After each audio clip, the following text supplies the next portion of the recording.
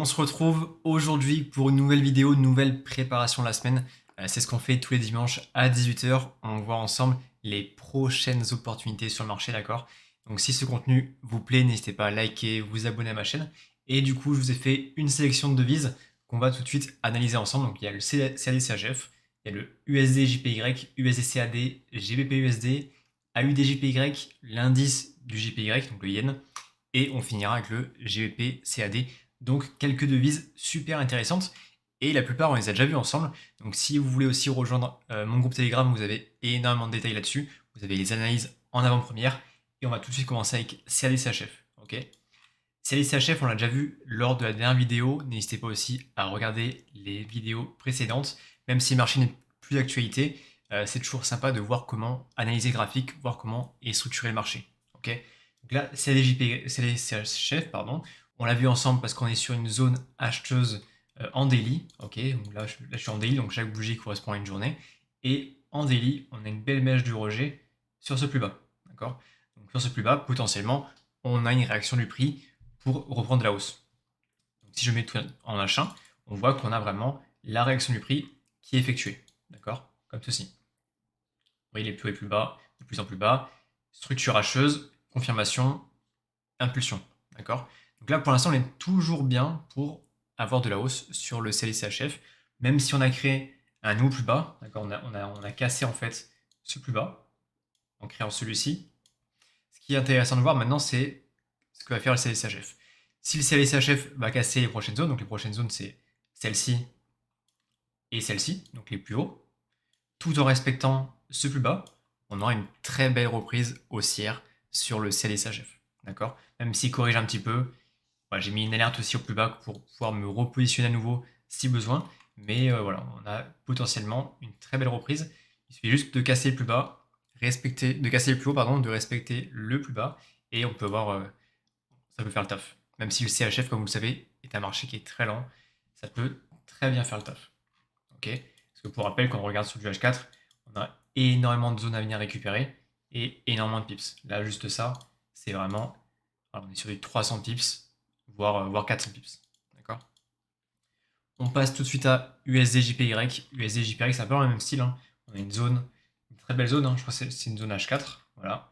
On a ciblé une zone H4, l'ancien plus bas, qui est à ce niveau-là, on l'a tracé. Et là, voilà, c'est une zone qui va réagir sur le marché. Et il faut juste que ça tienne sur le moyen terme, voire sur le long terme, pour prendre le maximum de profit. Ok. Donc là, ce qu'on a fait, nous, c'est que je me suis mis en H1. On a tapé une première fois la zone. D'accord.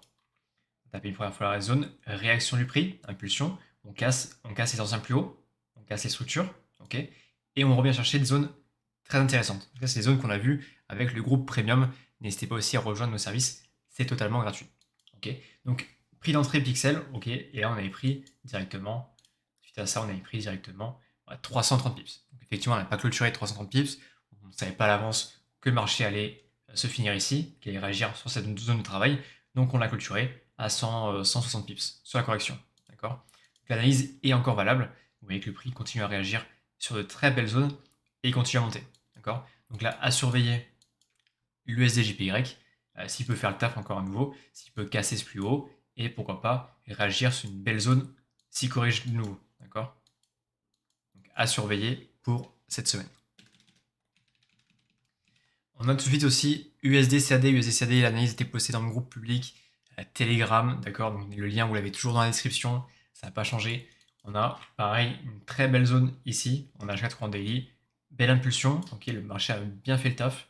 Et j'avais indiqué aussi dans mon groupe Telegram deux zones de retournement, deux très belles zones de retournement sur cette extension baissière, d'accord. Première zone, c'est la zone de travail, d'accord. Donc on a une bougie qui est à l'inverse, ça nous fait une zone de travail, donc une zone qui peut réagir, d'accord, ça vous avez compris. Et deuxième zone, du coup, c'est le dernier plus haut, dernière bougie haussière. Ok. Donc, on pourrait avoir une réaction du prix sur ces deux zones. Donc là, si on regarde bien, on a eu le bon positionnement à l'achat, ok, et on a le retournement qui s'est fait pour un seul pips ici. D'accord. Donc quand vous avez des zones comme ça, quand vous tracez par rapport aux bougies, n'hésitez pas du coup à prendre quelques pips de marge, d'accord. Il y a toujours les spreads en plus, donc n'hésitez pas à prendre 2 à 5 pips de marge entre les zones. Comme ça, vous évitez de louper ce genre de mouvement. Et là, pareil, c'est assez pixel, c'est sniper sur le marché, et ça, c'est cool, d'accord. Donc là, USD-CAD, prochain move, c'est surveiller toujours ce plus bas. Voilà. Est-ce qu'on peut respecter ce plus bas et aller casser ensuite les nouvelles zones? Alors, aller casser ensuite ces zones-là et ces zones-là. D'accord? Donc, pareil, à suivre semaine prochaine.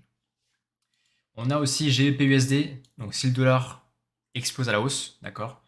Si le dollar, qu'on peut voir ici, DXY, qui réagit dans sa zone daily pour prendre de la hausse, on peut avoir de très beaux mouvements sur tout ce qui est à l'inverse. Donc GBP-USD, Euro-USD, et là, pour le coup, je vous présente GBP-USD, et là, pareil, on est dans de très belles zones.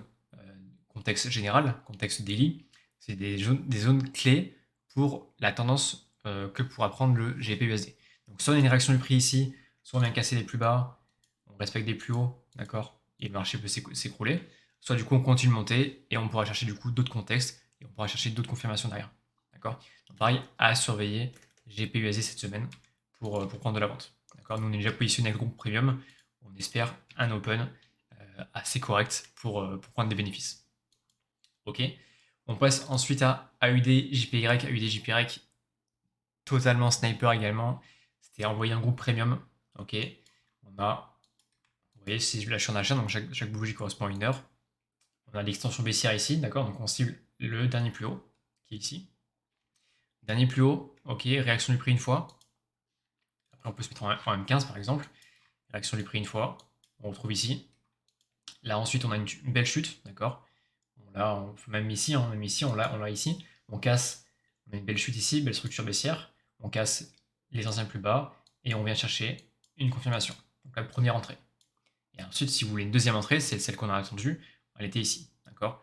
On a cassé encore d'autres plus bas, d'accord. Et on a sélectionné une nouvelle zone qui est celle-ci. Donc là, c'est pareil, c'est pixel. Toutes les entrées de toute façon sur les zones comme ça, c'est les zones clés. Ok, donc là, on avait pris directement ce trade là qui a fait le taf, d'accord? Qui a fait le taf, qu'on a clôturé manuellement, parce que du coup, on a aussi la réaction du prix qui s'est effectuée ici. Donc ça, pareil, on l'a vu avec le groupe premium, on l'a vu en live, on l'a vu en analyse graphique, donc tout le monde était au courant qu'on pouvait avoir une réaction de prix à ce niveau-là. Donc là, vous voyez très bien, c'est très pixel, hein. On a un merveilleux trade, pas beaucoup de drawdown, vous voyez juste une petite mèche, on a un ratio de 16, donc le ratio de 16 c'est la distance du stop loss par rapport à la distance du TP, d'accord, donc extrêmement bien. Donc magnifique trade. Okay, donc maintenant, ce qu'on peut voir sur AUD JPY, ce qui va être intéressant, c'est que est-ce que maintenant là on a recorrigé à nouveau, on a respecté cette zone-là. Est-ce que maintenant on va aller casser les plus hauts, d'accord? Zone à surveiller, ce sera celle-ci. Est-ce qu'on va casser les plus hauts pour ensuite respecter ces plus bas ici? D'accord? Et à l'inverse, si on respecte toujours le schéma baissier sur un contexte général, donc là on a un plus haut qui n'a pas été cassé, celui-ci, d'accord? Ben là, à surveiller que le IDJPY ne réagisse pas trop sur ces zones-là pour ensuite aller casser son plus bas. Ok. Et en parallèle aussi, on peut voir, comme le dollar, qu'on voit le DXY, ça pareil, on le voit souvent en vidéo, on peut surveiller l'indice du yen. D'accord, l'indice du yen, GPYX, si je mets sur du H4, il est très haussier. D'accord, très haussier. Donc, plus il continue à monter, plus tout ce qui est à l'inverse, donc AUDJPY par exemple, peut potentiellement chuter. Ok, sachant qu'il a même cassé une très belle zone daily, qui était l'ancien plus haut ici, même s'il y a eu une réaction de prix qui s'est effectuée, il l'a pas maintenu, d'accord. Il a juste réagi à nouveau sur cette zone ici, d'accord. Il a continué de monter. Donc des plus hauts et des plus bas, de plus en plus haut. Ok. Donc s'il continue cette tendance, à UDJPRX, ça peut tomber. Et on finit avec GBP CAD, pareil, GBP CAD, analyse envoyée directement sur mon groupe public Telegram, le lien dans la description, vous le savez. J'avais également envoyé cette entrée ici. Donc là, je suis sur H4, je vais mettre en H1. J'avais également envoyé cette entrée ici. On était sur mi-décembre, d'accord. Donc on va pas en reparler, pas besoin. On l'a déjà vu aussi en live. On l'a déjà vu en vidéo, pardon. Donc on a maintenant un GBP CAD voilà, qui a réagi à nouveau sur une belle zone, d'accord. Donc là, pareil, hein, structure baissière. On cherche à casser des plus bas. On respecte un plus haut. On a toujours le contexte général qui est dans cette zone vendeuse, ok. Et là, on cible une belle zone de travail, d'accord. Donc on fait une zone. Et là, vous avez directement la réaction du marché. Donc là, l'idée vraiment sur GPSAD, c'est de le surveiller, ok. Si vous êtes positionné en retard, c'est de le surveiller et voir si on peut aller casser plus bas. Et on peut faire une structure baissière, d'accord. Donc ça, super intéressant aussi. C'est les schémas qu'on voit toutes les semaines en vidéo. Donc n'hésitez pas aussi à vous mettre sur TradingView. Donc c'est l'application que j'utilise. C'est aussi disponible sur Internet. C'est l'application du coup gratuite. C'est vraiment mon outil de travail. Donc profitez-en. Vous avez à votre disposition tout ce qu'il faut pour réussir. Si vous regardez mes vidéos, vous comprenez davantage le marché. Vous pouvez faire vos setups. Vous pouvez backtester. Vous pouvez faire ça sur 2-3 semaines.